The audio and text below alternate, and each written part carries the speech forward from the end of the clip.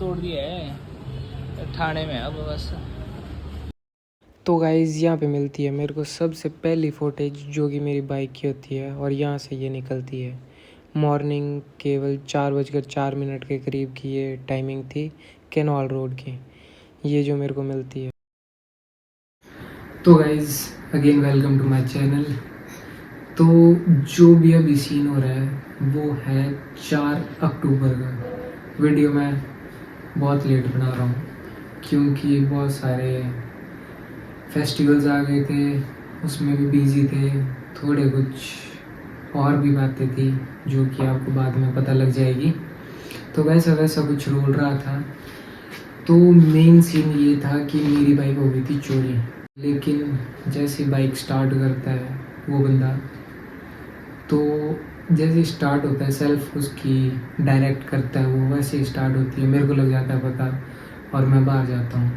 तो जैसे ही मैं बाहर जाता हूँ तो बाहर देखता हूँ बाइक नहीं है। तो वो वाला एक्सपीरियंस मेरे को अभी तक याद है। जैसे ही मैं बाहर जाता हूँ, जहाँ पे मैंने बाइक खड़ाई थी वहाँ पे बाइक नहीं थी।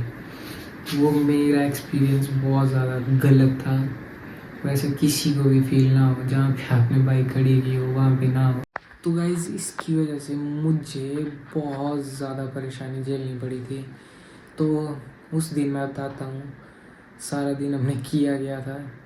चलो जैसे तैसे थी, बाइक मिल गई थी, लेकिन उस दिन कितने परेशान हुए मेनली ब्लॉग उस पे ही है।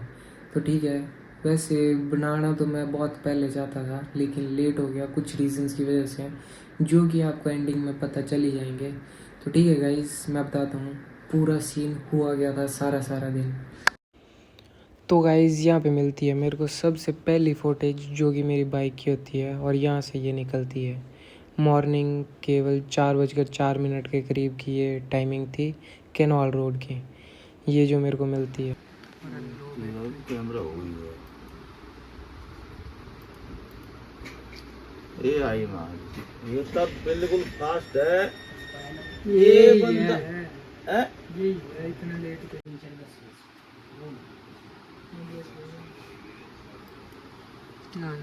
वो बाइक तो वही है वही। तो गाइज़ बहुत टाइम होने के बाद, मतलब शाम के करीब हमें बाइक मिल गई थी और ये पुलिस स्टेशन में लग चुकी थी। और यहाँ से आप देख सकते हैं इसकी वायरिंग टोटली फाड़ दी थी। यहाँ पे देखो आप, इसकी वायरिंग कट हो चुकी थी सारी की सारी, जो कि बंदे ने डायरेक्ट की थी उस टाइम।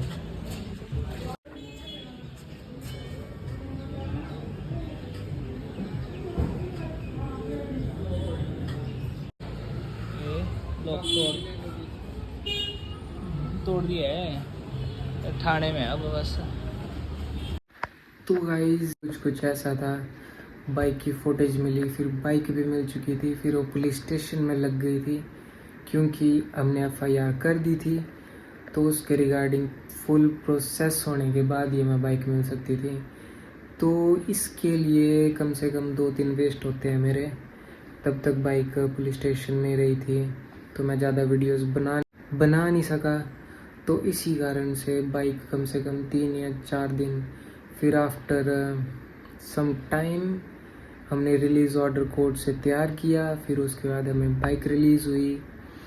तो कुछ ऐसा सीन रहा था। तो फिर उसके बाद का व्लॉग दिखाता हूँ क्योंकि उसके बाद भी मैंने स्टार्टिंग तो की थी बनाने की लेकिन बन नहीं पाया था।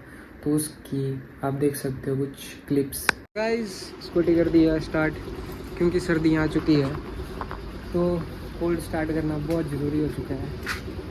तो बहुत टाइम के बाद मैं ब्लॉग भी बना रहा हूँ क्योंकि जिसको पता है कि बाइक का कुछ सीन हो गया था, तब करके थोड़ी देर में और बातें करते हैं आपके साथ। अंदर लगा दी हुई थी बाइक का, लगा दी थी हमने। गाइस कुछ ऐसे हाल लग रहे हैं अपनी बाइक के। गाइस सबसे पहले इसकी चीज़ बता देता हूँ जो ज़रूरी है। एक लॉक चला गया है, वायरिंग चली गई है और बाकी अंदर सॉकेट की कुछ प्रॉब्लम आ रही थी जब चला रहे थे। बाकी अभी तो यही है, बाकी एजेंसी वगैरह ले जाएंगे फिर लगेगा पता। देखते हैं, अभी जाना हमने थोड़ी देर में। वैसे सब कुछ तो ठीक ही लग रहा है बट चेक तो करानी पड़ेगी क्या क्या नुकसान हुआ है इसमें। तो भी लेके चलते हैं डायरेक्ट एजेंसी, फिर देखते हैं क्या बनता है इसका भी धुलवाने के लिए। तो अब शायद उधर टाइम ही लगेगा। बाकी बहुत दिनों से ब्लॉग नहीं आ रहे थे, रीज़न यही था, और भी कई रीज़न थे। लेकिन अभी चलो डायरेक्ट परे चलते हैं, घर से निकलते हैं, आगे करते हैं बातचीत। तो गाइस बाइक लग चुकी है एजेंसी के बाहर, बस अभी देखते हैं क्या क्या सीन पानी हुआ पड़ा है, फिर बताते हैं आपको। तो गाइस अभी हूँ मैं यहाँ पे। तो गाइस यहाँ पे हो रहा था पेपर वर्क, जो कि पूरी डिटेल्स वगैरह के साथ होता है, क्योंकि मैं इंश्योरेंस क्लेम कर रहा था उसकी वजह से। तो गाइस पेपर वर्क वगैरह सब कुछ कंप्लीट हो चुका था, सारा कुछ। तो उसके बाद कम से कम 1 हफ्ता बाइक एजेंसी खड़ी रही, उस पर कुछ भी काम नहीं हुआ, क्योंकि वहाँ से मेरे को रिपोर्ट आती है उनके सर्वेयर के थ्रू कि टाइम लगेगा। कुछ भी उन्होंने कोई भी रीज़न दे दिया, टाइम लगेगा, क्योंकि ये थेफ्ट वाला है, इसमें टाइम लगता है। 1 वीक कम से कम वहाँ पे खड़ी रही। फिर आते दूसरे वीक की बारी, तो फिर वो कहते हैं कि आप पेमेंट कर दो और फिर उसके बाद आप बाइक ले जाओ, तो आपके अकाउंट में मतलब कि जो भी अमाउंट उसमें क्लेम होता है वो आपके अकाउंट में आ जाएगा। जो भी वहाँ पे उसके चार्जेस वगैरह रहते हैं सब कुछ आपके अकाउंट में आ जाएगा। तो गाइज़ मेरे को तो पता नहीं है, लेकिन जिसको इसके बारे में नॉलेज है, जो मेरा ब्लॉग देख रहा है, कि थेफ्ट वाले केस में इंश्योरेंस कंपनी पहले नॉन कैशेबल, उन्होंने कुछ कहा था कि नॉन कैशेबल क्लेम करके कुछ होता है।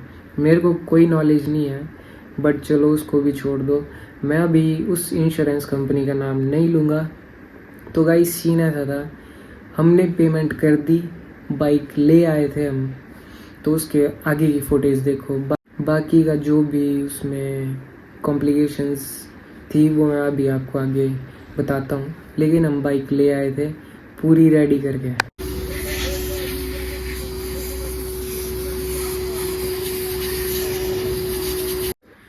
तो गाइस कुछ ऐसा जैसा था, हमने बाइक ले आई थी, पूरी पेमेंट हमने कैश टू कैश कर दी थी। लेकिन मेरे को ये समझ नहीं आ रहा कि हमने इंश्योरेंस ली क्यों थी, जब हमें वहाँ पे पेमेंट ही करनी पड़ी थी। तो चलो उसके बारे में बाद में बात करते हैं, नेक्स्ट वीडियोज़ में बात करते हैं। अगर उसमें अभी मेरे को सेटिस्फेक्शन नहीं मिलेगी तो 110% उसके बारे में बात की जाएगी। तो ठीक है, मेरे लिए तो ये खुशी की बात थी कि बाइक घर आ चुकी थी। हाँ अमाउंट हमारा लगा वहाँ पे जो भी कैश था, अब देखते हैं वो रिफ़ंड होता है कि नहीं होता है, फिर उसके बारे में बात करेंगे आगे। तो ठीक है गाइज़, आज के लिए इतना ही था। बाकी व्लॉग पूरा रेडी हो चुका था, एंडिंग बची थी करने के लिए, लेकिन कुछ रीजंस, क्योंकि हमारे एक राइडर का एक्सीडेंट हो गया था जिसकी वजह से वीडियो डिले करनी पड़ी, मैंने व्लॉग नहीं डाला। तो गाइज़ ठीक है, आज के लिए इतना ही, ओके बाय।